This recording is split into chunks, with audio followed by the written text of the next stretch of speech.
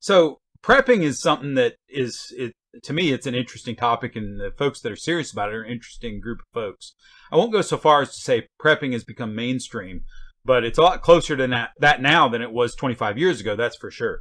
And I mean, people have been prepping for years, but that really started to come into the mainstream, I think, around 2000 with the whole computer crisis and that sort of thing. And a lot of people stored up some stuff because they thought the end of the world as we know it, right?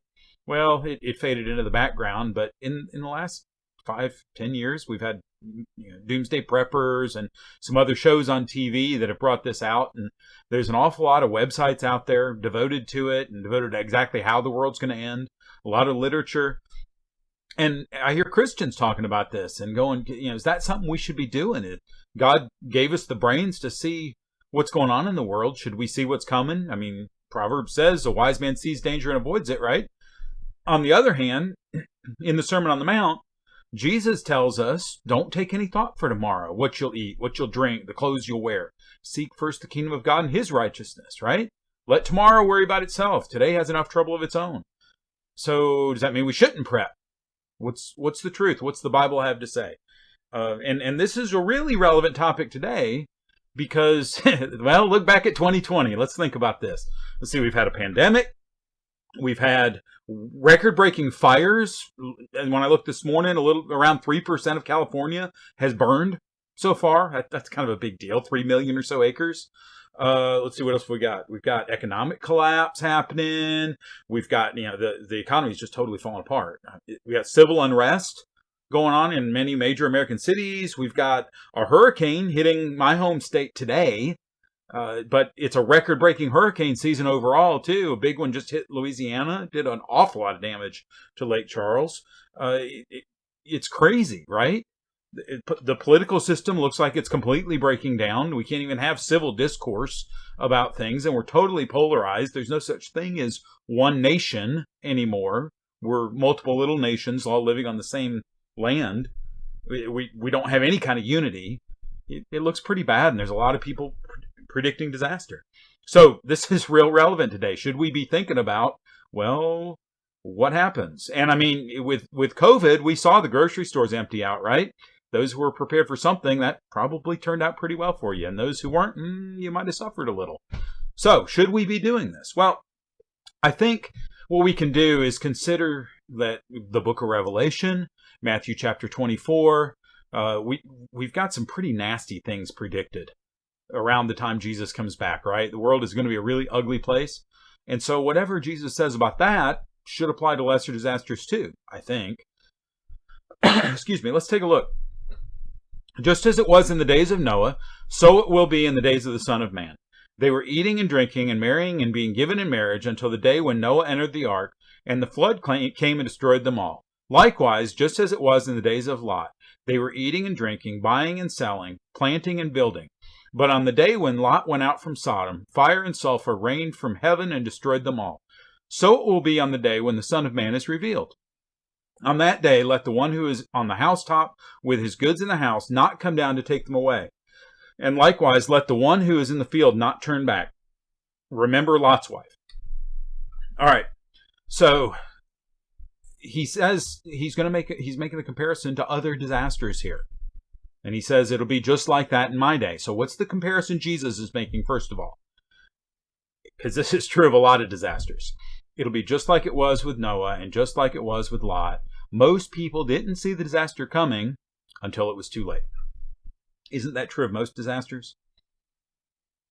Snow coming. Everybody raid the grocery store. Oh no, they're out of milk and bread. Well, you really don't need 12 gallons of milk. There's a starter. But the other side of it is, if you'd been a little bit prepared, maybe with a box of powdered milk, you wouldn't be sweating it so bad, right?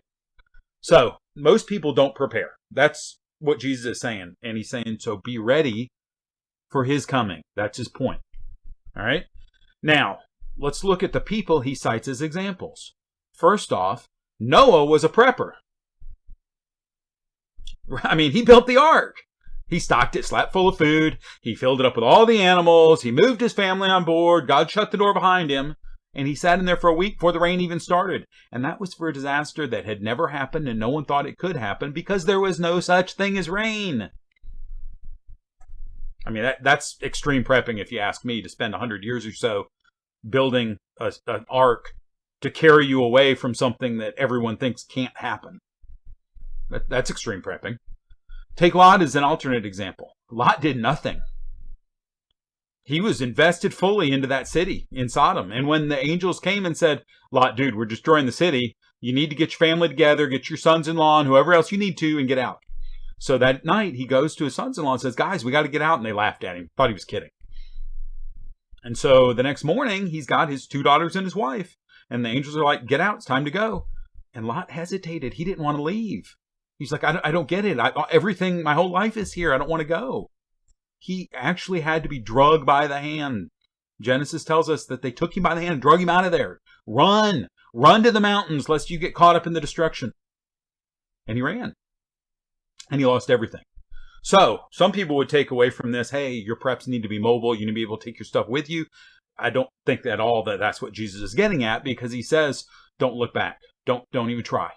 If you're up on your roof, don't go down into your house. If you're upstairs, don't go downstairs. If you're out in the field, don't go home and grab stuff before you leave.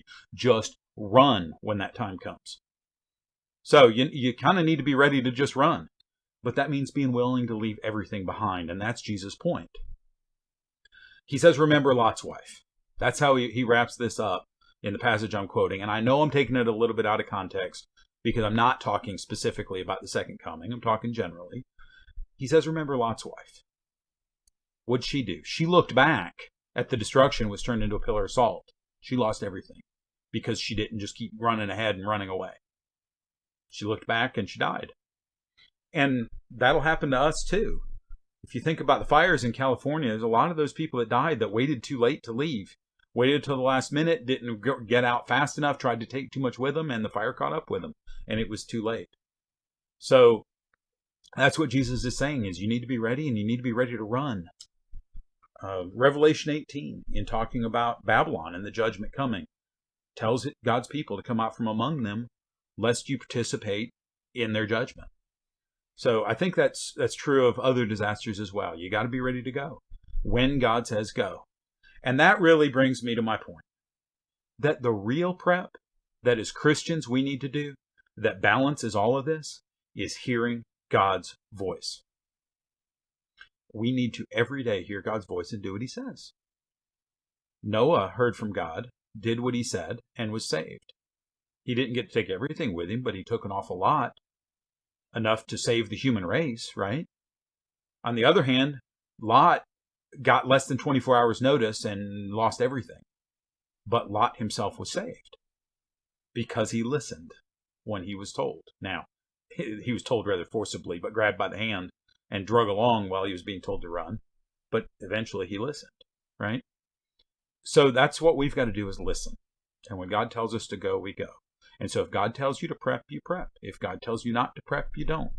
If God tells you get out of the city now and go build a mountaintop retreat and stock it with food, you need to do that. And if God tells you to minister until the last minute, that maybe you can save one, just one more, then that's what you need to do. And that's where Jesus' sayings come into play, that you just trust God and don't worry too much about tomorrow. As long as we're obeying him, he's got us covered. But the other key in this passage is we can't value the material things. We have to value the obedience first. Obedience is more important. If we value our material goods more than obedience to God, we're going to turn and look back, and we're going to be destroyed. And that's true of just about any disaster. So the lesson to be learned here is exactly what Jesus said: seek first the kingdom of God. And what he says in the previous chapter of Luke: you can't serve two masters. You can't serve God and money.